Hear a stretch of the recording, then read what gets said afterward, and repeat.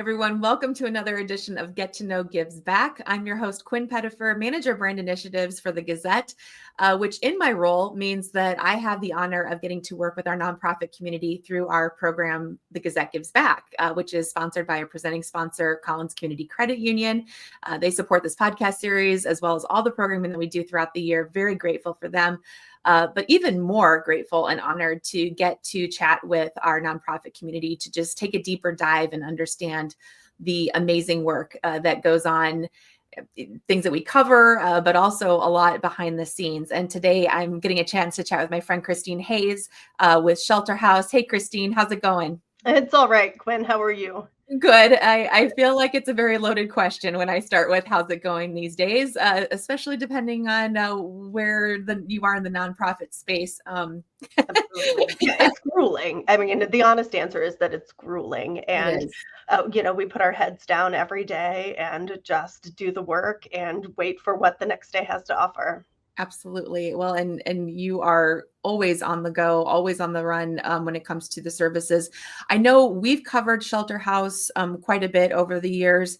It's an organization more than 40 years old now, and people might have heard of Shelter House, but for those that don't know, why don't you just start us off with the mission and some of the services that you provide?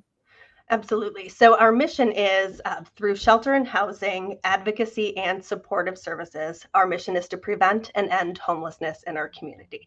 So that has evolved. We actually just changed our mission about a year ago to encompass the more holistic range of work that we're doing. We started in 1983, operating out of a house on the north side of Iowa City, 29 sleeping spaces. It was really just bare bones shelter. It was just that one single service, and slowly expanded over the years.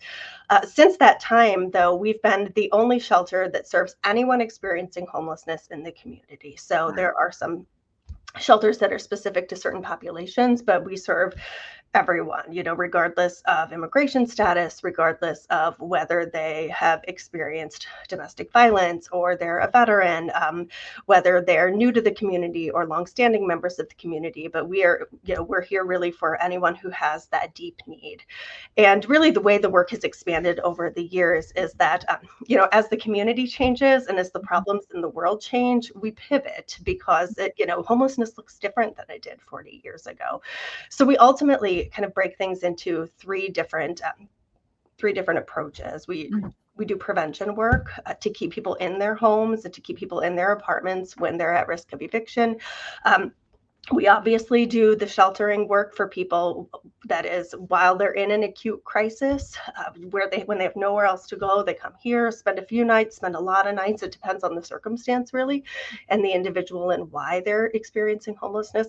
And then our housing work. So we do housing through rapid rehousing for the folks who are able to find housing in the marketplace. But then we also have permanent supportive housing. We started in 2019 with a housing first approach. In 2012, we had a different approach that we still also use called Fairweather Lodge. That's a recovery-based program. We have 4 houses that are scattered throughout the community. But in 2019, we opened Cross Park Place, which is a housing first permanent supportive housing apartment complex with 24 one-bedroom apartments for people who've exited chronic homelessness. That was incredibly effective at bringing folks inside who had spent, between a year and decades on the streets. One gentleman in his 60s signed the first lease of his life when he moved into this place.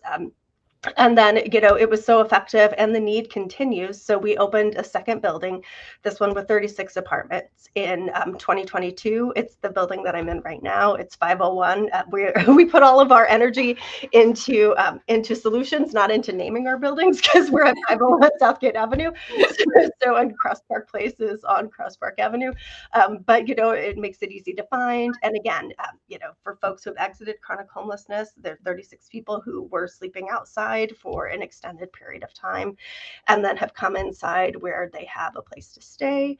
They have a case manager, and on-site, we have on-site clinics as well. Wow. So that way folks can get medical care, psychiatric care, and therapeutic care for folks who are in counseling as well. Pretty intense. I mean, the work is just intense. In a nutshell, right? Yeah, it's evolved so much. And I love, one of the taglines that you use is more than a roof and a bed. Yeah, And what you just went into nails it, right? I mean, certainly if there's an emergency situation, you're prepared as an organization with that. But really it's about that long-term success it and is. looking at, okay, let's really figure out what each individual needs or each family needs. The fact that you have case managers that are committed to work with somebody and really think about well beyond the immediate emergency situation is just so impressive. I love the term house. I think it's called housing stabilization is on your website, Mhm. kind of looking like the different programs, because it really talks about just where someone can go and their navigation of, is it, needing to find a job? Is it mental health services? Is it other dynamics in somebody's life that, has led them to be in the situation that they're in? And it's also a judgment-free zone. I've always It got. sure is. Yeah, it really is. And so with the staff, with the case managers, I mean, how has demand exceeded continues to grow? How is demand versus the resources? Because I mean, to have that much invested in each one of your clients, that takes a lot. That requires a lot. It Um, does. I mean, it's not work that people do for the fame or for the glowing public opinion polls, right? right, Or for the mansion and the fancy car, right? It is. Although we've done a lot of work to really ensure that our employees are as happy as we can for retention, including raising wages, kind of doing some structural changes to improve workloads, and it's really just it's been really really great for the employees. Which what that means is, if it's great for the staff, it's great for the clients, right? absolutely. Because we've decreased turnover. We've had more internal promotions. Like, it's been really really great. But the reality is that the past couple of years have been really intense, and that's not just since January, although it's been a different brand of intense since January. But in January of 2023, a rule went into effect that ultimately removed municipalities' ability to protect voucher holders in their communities. There used to be 3 communities in the state of Iowa. Iowa City was one of them, Right, that said landlords couldn't just have a blanket rule that they can't accept, that they don't take vouchers. Vouchers are obviously a guaranteed form of income. So if you are in, no matter what kind of world of hurt you're in financially, the one bill that is going to get paid is your rent, right? right, right, So we've seen since that rule went into effect, it has dramatically impacted our sheltering work and our rapid rehousing work, because length of stay at shelter has more than doubled and almost tripled. It used to be in that 30 to 45-day range, and now we're in that 100 to 110-day range. That's how long it takes to find an apartment, even for people who have the ability to pay. Uh, right. Under the most ideal of circumstances, it is still tough to find an And it's apartment. still really, really tough to find an apartment. Yeah. So that's been really, really hard for us. It means longer wait lists to get into shelter. Now, we don't turn people away in the winter time, but that's not the same thing as saying that we have a family room available or we have a Right. spot in the dorm. What that means is you can come inside and we'll find a place for you to sleep tonight to stay safe. And Mhm. we really go through April. The plan is through the end of April because it's Iowa, right? Right. Right? I mean, we don't know You what's might going think to it's happen. over in 80-degree weather, and then tomorrow or the next day, it's gonna Yeah. be snowing and blowing and cold. It is, yeah. And so ultimately, I mean, what this all says is, like, it circles around this idea that we've been using more and more frequently to explain it, that homelessness is a housing problem, Mhm. right? Everybody who's experiencing homelessness is having the experience of homelessness for some reason or another, right? But they don't all match up. It might Right. be an argument at home. It might be a gap between leases. It might be a domestic violence situation. It might be a medical emergency. Someone might have been released from a doctor, released from a jail, and not have a place to go. So all those reasons are different, right? And if we're looking at stopping the problems from where they're coming from, that's a million different problems to try to Right. come at. But when what we look at the solution is housing, right? So I try to describe to people that shelter is kind of like an emergency department. Like it's there, it's life-saving, it's absolutely necessary, but it's not sustainable. It's not the place that folks want to be for the extended period of time. So really, the answer to the homelessness problem is finding housing and building housing and ensuring that housing is accessible and affordable. And that's really what it comes down to, is helping our community members, working with the landlords, basically working to find opportunities to build and to access and to maximize the resources that are there. Absolutely. And to your point, homelessness does not have one image, one scenario. No, Homelessness takes so many different shapes. And absolutely. I know Shelter House does a great job of bringing that to light and trying to educate just the general public about how more than likely you have met somebody that has experienced temporary homelessness. Absolutely. Maybe it's not in the traditional sense that people define it, but it is homelessness. And that long-term care within case management, I mean, even if somebody does find or moves into that permanent housing, they still have a case manager, right? Like that you are still working in with them several months after they've found kind of that permanent solution. Yes. So with rapid rehousing, typically we pay for application fees to find an apartment because they're not cheap, right? It's often $50. If you have to apply for 10 apartments and you keep getting no's, that's $500 you're out. So you're further behind, right? So we pay application fees, security deposits, and between 3 and 9 months rent.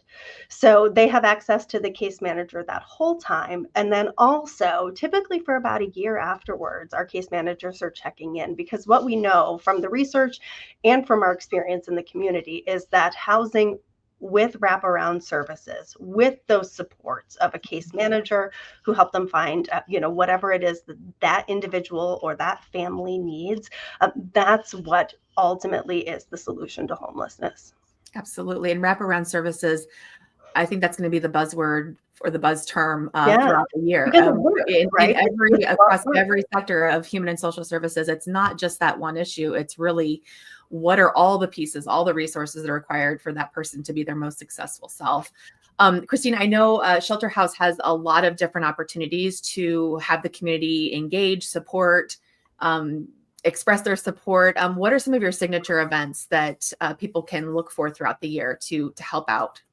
Yeah, so for actual events that involve physical people in physical places and conversations and fundraising, there are two. We just had our book sale, which was in March, on that first full weekend of March, and we actually brought in just over $70,000 from folks used books. We had broken 60 a couple of years ago, and that like $63,000 range was really remarkable through all volunteer time, all donated books. It's an incredibly low cost fundraiser.